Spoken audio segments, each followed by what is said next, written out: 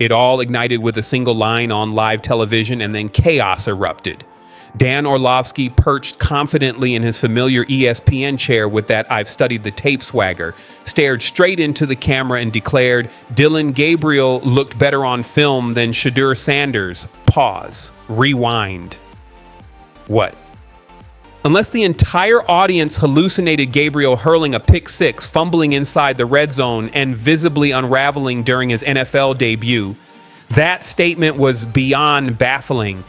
If you want the real story, the unfiltered drama they never show on highlight reels, then subscribe.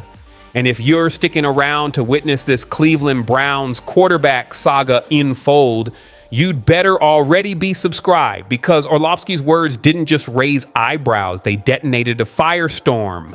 Shedeur versus Gabriel, the reality across the country. Shedeur Sanders wrapped up his post-game presser with icy calm. No turnovers, 2 touchdowns, composure under pressure, a stat sheet that screamed NFL ready. Meanwhile, ESPN's airwaves fell silent. Orlovsky had already chosen Gabriel as his narrative, spinning his performance as more impressive. And just like that, a quarterback controversy wasn't born on the field. It was manufactured in the media. Dillon Gabriel's debut, objectively disastrous. First possession, pick six, not tipped, not misread, an unforced laser straight to a defender who graciously thanked him all the way to the end zone. Later, deep in scoring position, he put the ball on the ground. His pocket presence evaporated. He jittered, missed open reads, and reverted to reckless hero ball like a Big 12 shootout gone wrong. Sure, a couple of decent throws in the second half, a flash of mobility here and there, but overall, a calamitous opening act. Now Shedeur, poised, surgical, calculated. From the first snap, he looked as though he'd been in the league for years. Worked through progressions, audibled at the line, glided in the pocket with instinctual grace, delivered a picture-perfect touchdown strike in the second quarter, engineered a game-winning drive with ice water in his veins. Most importantly, 0 turnovers. This wasn't a debate, it was a masterclass versus a meltdown. The excuses begin. And yet, Orlovsky defended Gabriel with an avalanche of excuses. Tight ends didn't separate. The offensive line faltered. Receivers quit on routes. Every domino fell in Gabriel's favor except accountability. Instead of critiquing the quarterback, he insulated him. And that's when the debate combusted into something bigger. Because Orlovsky wasn't just analyzing film, he was constructing a narrative fans, analysts, and even players recognized instantly. Shedeur had outperformed, indisputably, but the media spin tried to crown Gabriel as the true story, the scrappy underdog who battled through adversity. Enter Stephen A. Smith. The very next morning on First Take, Stephen A. detonated. Pounding the desk, he thundered, "So this is where we are now? Rewarding a man who threw a pick six and coughed up the ball while ignoring the quarterback who actually showed up and performed. I will not stand by while failure is romanticized as potential, while excellence gets dismissed because it doesn't fit a tired media mold." It wasn't just a rebuttal, it was an indictment. Stephen A. spotlighted the pattern. Certain quarterbacks perpetually granted grace, gifted endless patience, praised for intangibles. Others, often those outside the traditional mold, nitpicked mercilessly and painted as unproven, no matter how well they played. The double standard exposed fans felt it instantly. How often have raw, mistake-prone rookies been glorified as gunslingers, untapped talent or unpolished but promising, and how often have others been dismissed as inconsistent, system-dependent, or yet to prove themselves? Shedeur Sanders, even after a near-flawless debut, was handed the latter label. Gabriel's shaky start drew comments like, "The offense just needs time to gel." Shedeur's clean game drew, "Let's see more reps against elite defenses." Gabriel was praised for flashes. Shedeur got skepticism. The discrepancy was subtle, coded, but undeniable. Twitter, or rather X, exploded. Within hours, let them play and Shedeur was better were trending. Clips of Sanders' precision passes were stitched alongside Gabriel's blunders. Memes torched Orlovsky, not just for his take, but for what it symbolized, the media's blind spot. Some fans were blunt. If Shedeur Sanders' name was Shane McCarthy, ESPN would already be debating if he's the next Patrick Mahomes. Harsh, maybe, but difficult to dismiss. Moving the goalposts, let's be real, Shedeur isn't just another quarterback. He's Dayon's son. He's carried the weight of narratives that he's only here because of his father. He's endured the dismissive chatter about HBCU competition. He's fought through every layer of skepticism, proving himself at each level. And suddenly this wasn't just football anymore. This was about bias, about who gets patience, who receives praise, who's granted an endless cushion of narrative protection, and who has to claw for every ounce of credibility. Even former players couldn't stay silent. Richard Sherman fired off a tweet. The media does this constantly. Shedeur balled out and gets a wait and see. Gabriel struggles and gets he'll figure it out.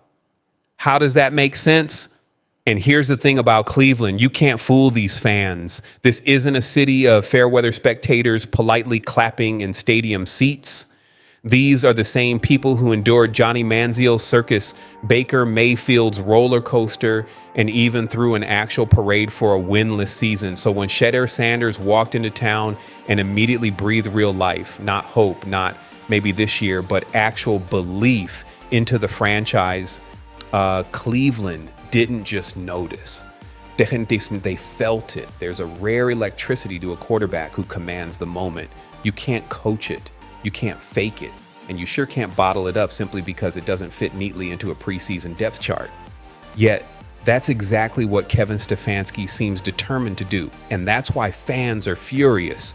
It's not just that he's favoring Gabriel. It's why. Loyalty, maybe. Caution, likely. Ego, almost certainly. Stefanski is a system guy. He craves predictability, repetition, clean execution. And Shedeur Sanders is none of those things. He's a playmaker, a commander. He thrives in chaos, improvising like he's orchestrating jazz in cleats. He brings flash and fury in equal measure. For a coach who built his career on rigid precision, that's terrifying. But here's the brutal truth. Safe football has never worked in Cleveland. Decades of playing it cautious have left them with nothing but missed stars, squandered leaders, and seasons built on hope instead of fire. Shedeur Sanders is that fire. Stefanski sees the blaze forming on his sideline, but instead of stoking it, he's smothering it with a wet blanket of press conference cliches and conservative play calls. And Browns Nation, they're finished being patient. Do you really think fans are going to sit quietly while Shedeur's jersey becomes the NFL's top seller, while ESPN opens every segment with his highlight clips, while his name trends coast to coast and he's still stuck holding a clipboard? Not a chance. Cleveland sports radio is already in meltdown.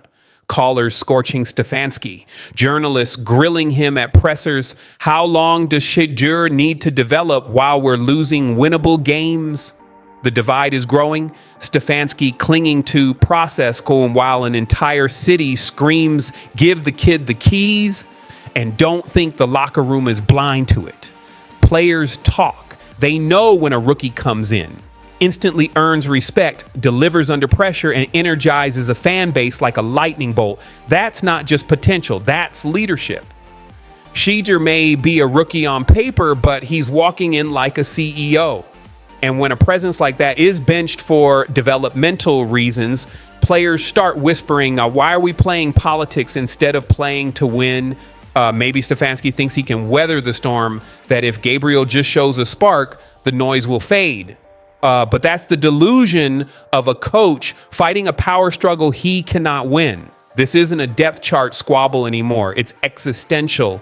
If Shedeur Sanders isn't starting by week 3, if he's not the face of this franchise by October, Stefanski isn't just risking a couple of losses. He's gambling with his legacy. Think about it. This franchise is defined by missed moments. passing on Donovan McNabb, letting Belichick walk before he built a dynasty, wasting Joe Thomas's entire career in offensive line purgatory. And now, when they finally have a quarterback with the look, the talent, the poise, and the magnetic power to redefine the entire organization, you're going to bury him behind a guy who tossed 112 yards and 2 turnovers in preseason? That's not conservative. That's criminal. And here's the kicker. Stefanski knows it.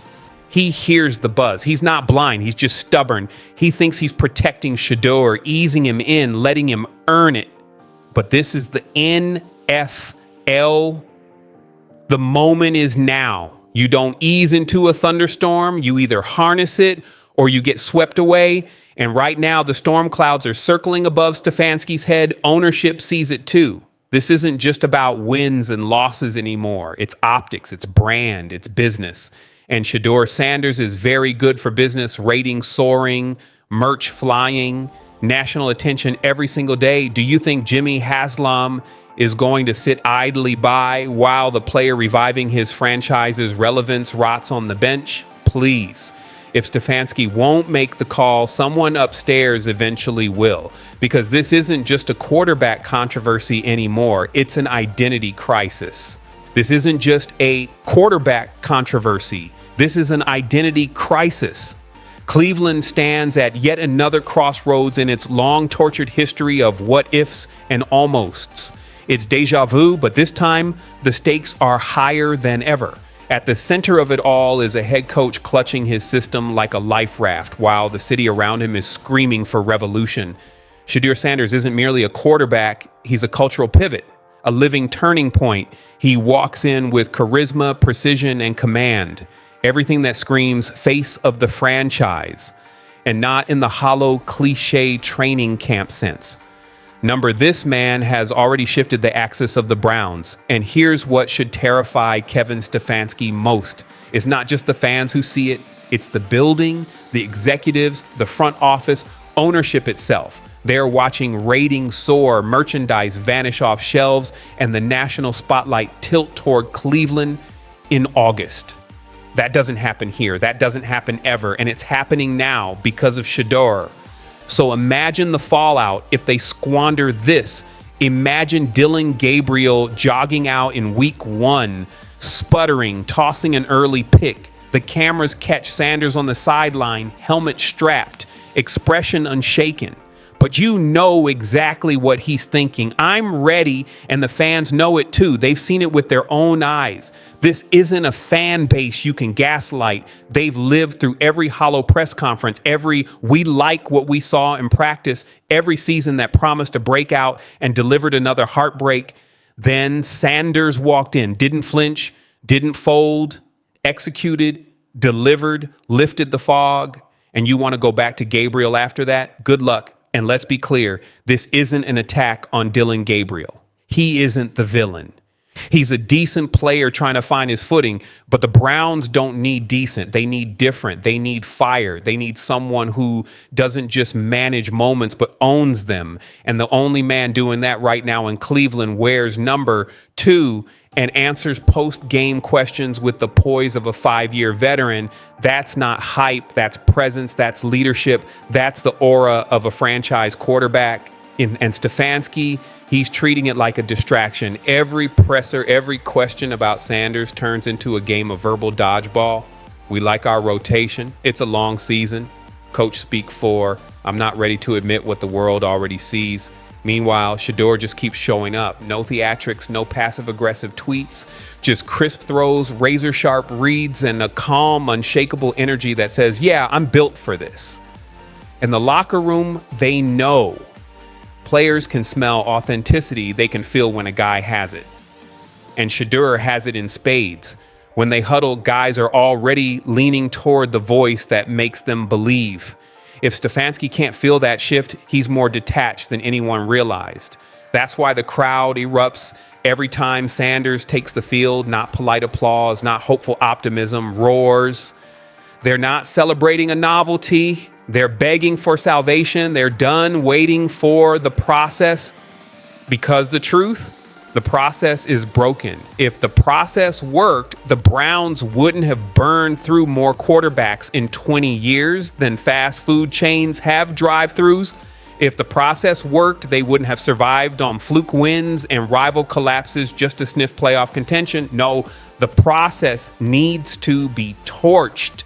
And Shedeur Sanders is that torch, if only the man in charge would let it burn. Instead, Stefanski clings to loyalty, to structure, to a belief that his guy will eventually figure it out. But at what cost? How many games are you willing to throw away? How many boos are you willing to drown in before reality forces your hand? Because when Gabriel trots out in week 1 and throws another pick 6, those jeers won't just be about the interception. They'll be about the choice, the conscious decision to bench something special in the name of stubbornness. Lose the crowd in Cleveland and you don't get them back. That's when head coach becomes lame duck. That's when front office whispers turn into closed door meetings. That's when ownership stops asking questions and starts preparing replacements. Because make no mistake, the Browns aren't in rebuilding mode. They're in relevance mode. They've got a top 10 defense. They've got offensive playmakers. They've got a starving fan base aching for belief. All they need is a spark, and that spark is sitting on the sideline, helmet on, pulse steady, ready. The only question is, will Kevin Stefanski be humble enough, bold enough, visionary enough to hand over the keys? Because if he doesn't, he's not just playing it safe, he's playing himself out of history. Nobody remembers the coaches who clung to structure and rode mediocrity into the ground. They remember the ones who gambled, who trusted their gut, who saw the moment and seized it. Attention, devoted Cleveland faithful. Breaking developments are unfolding in the AFC North, and this could reshape the entire balance of power. We're talking about a shift that directly impacts the Cleveland Browns' pursuit of another Super Bowl run, a tremor that might leave a divisional rival staggering for years to come. Before we dive in, if you're a true Browns diehard, hit that subscribe button and lock in with the family. Let's build this community to 1,000 strong. Share this with your fellow dog pound believers and show the world our voice matters. The trade that reveals the bigger picture. On the surface, the latest Browns transaction may look minor. Cleveland has shipped defensive tackle Joan Briggs plus a 2026 seventh round pick to the New York Jets in exchange for a 6th round selection in that same draft. At first glance, this doesn't sound like a blockbuster, but when you dig deeper, it signals the blueprint of Cleveland's long-term vision. And this isn't about a quick fix. This is about stockpiling assets, future-proofing the roster, and laying the foundation for sustained dominance. Building toward 2026, let's rewind. Earlier this offseason, Cleveland traded away the second overall pick, but landed a 2026 first-round selection from Jacksonville, the same pick that became Travis Hunter. Add this latest deal, and the Browns are quietly constructing a war chest of draft capital, flexibility they can deploy when it's time to snag elite talent or maneuver for impact players. With an extra first rounder and now another 6, Cleveland is preparing to be aggressive when it matters most. For a franchise still shaping its identity, this is about crafting longevity instead of chasing short-lived glory.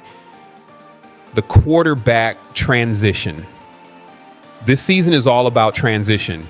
Joe Flacco holds the reins for now, but the anticipation is palpable for when rookie Shedeur Sanders finally takes command of the offense.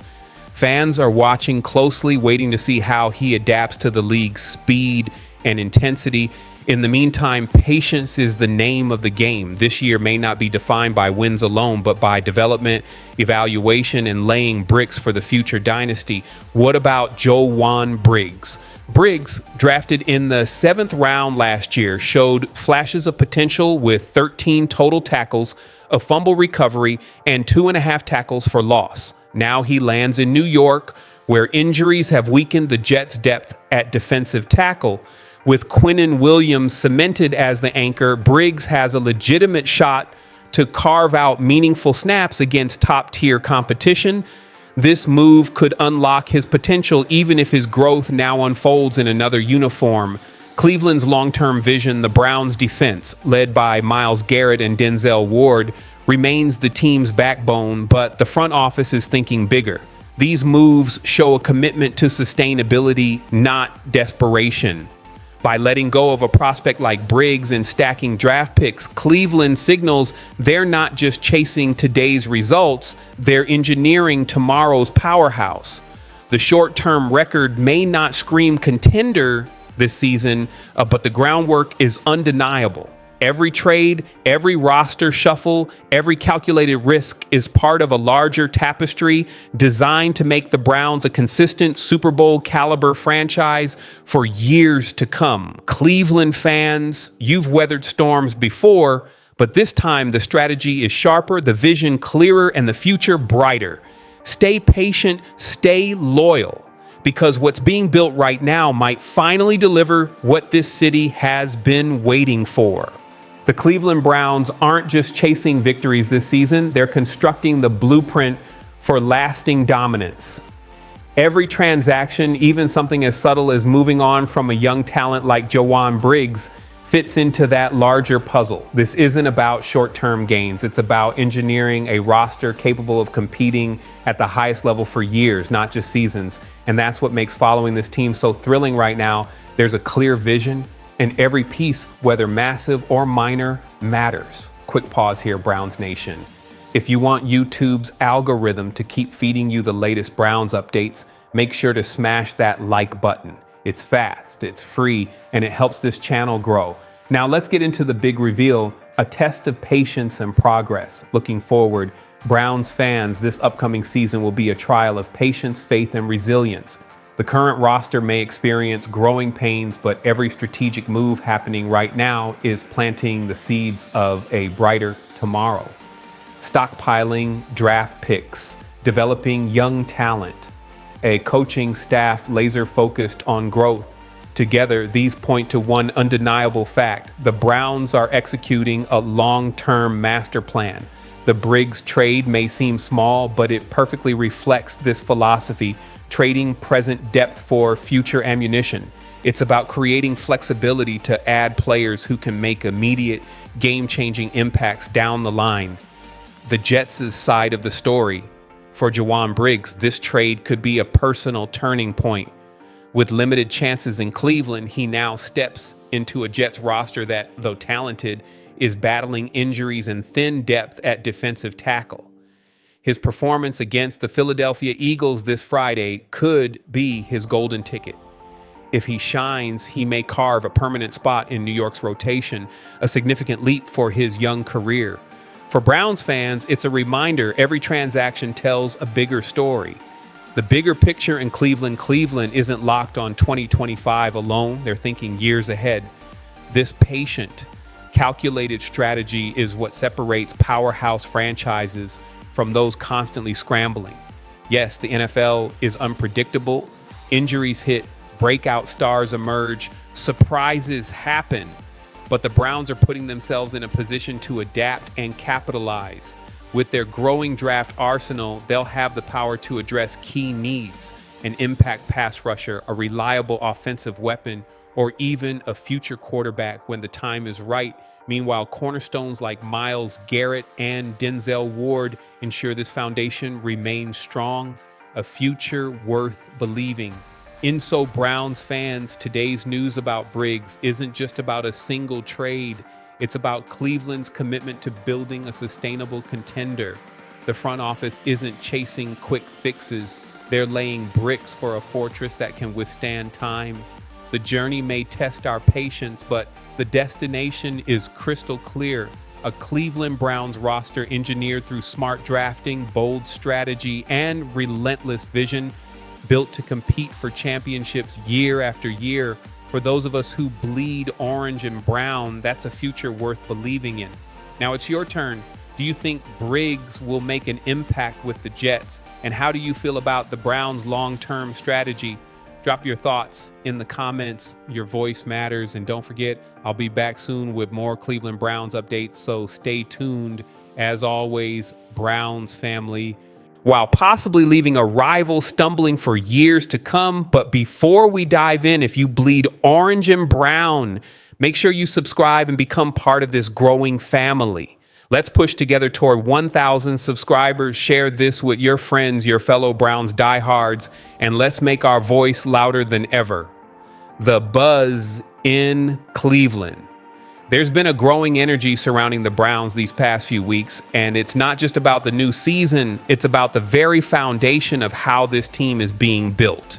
For decades, the Browns have been known for their passionate fan base and flashes of greatness, but now they're quietly crafting something special, something designed to last.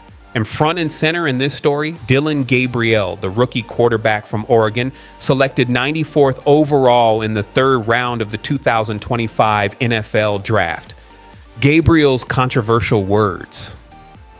Gabriel may be a rookie, but he's already made headlines not only for his talent, but for a comment that sent shockwaves through the media. After Cleveland's second preseason matchup, Gabriel delivered a cryptic statement.